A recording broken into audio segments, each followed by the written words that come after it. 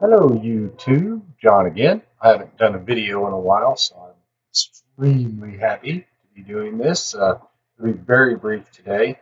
Just something I was sitting here studying the Word, and I thought, you know what? I want to share what I've seen in there.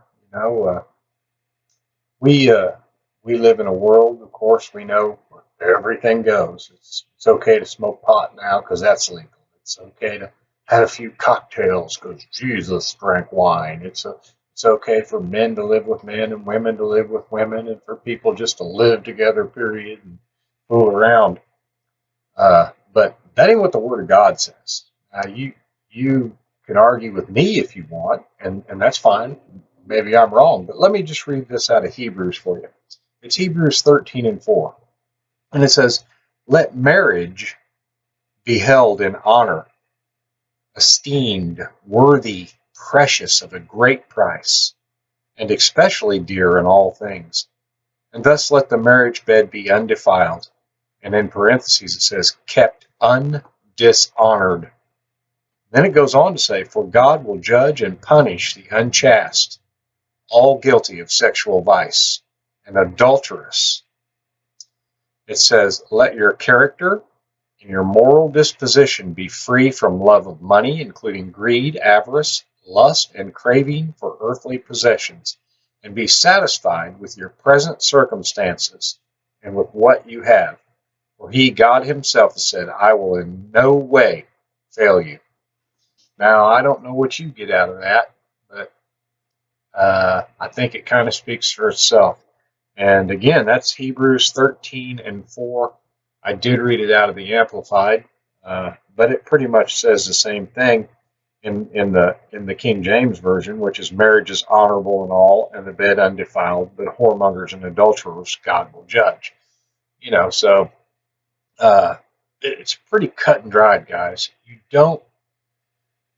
Uh, you don't get to act like, be like, move like, sleep with whoever you want, and there not be a consequence.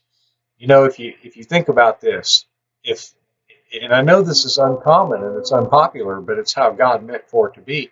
If two young people got together and they dated properly, and they did a little smooching, holding hands, really got to know each other, and then waited for God to put them together, and they had never touched another man or woman in a sexual way, what would be the risk then of them transmitting the disease? What would be the risk?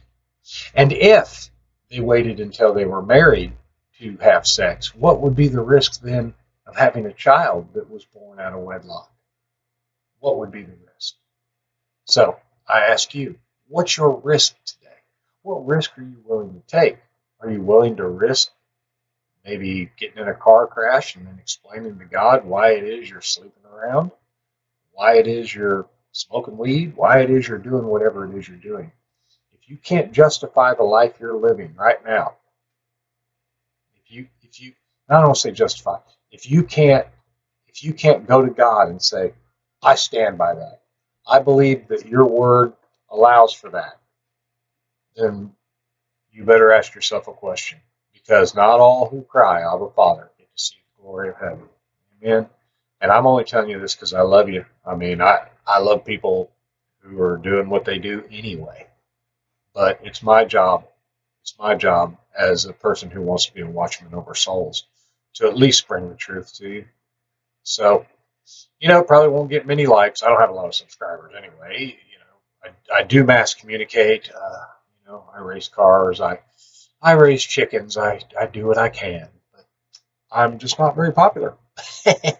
I would appreciate a like and a subscribe, maybe a comment below, and just know that I love you guys, and go to church. There's no excuse not to go to church.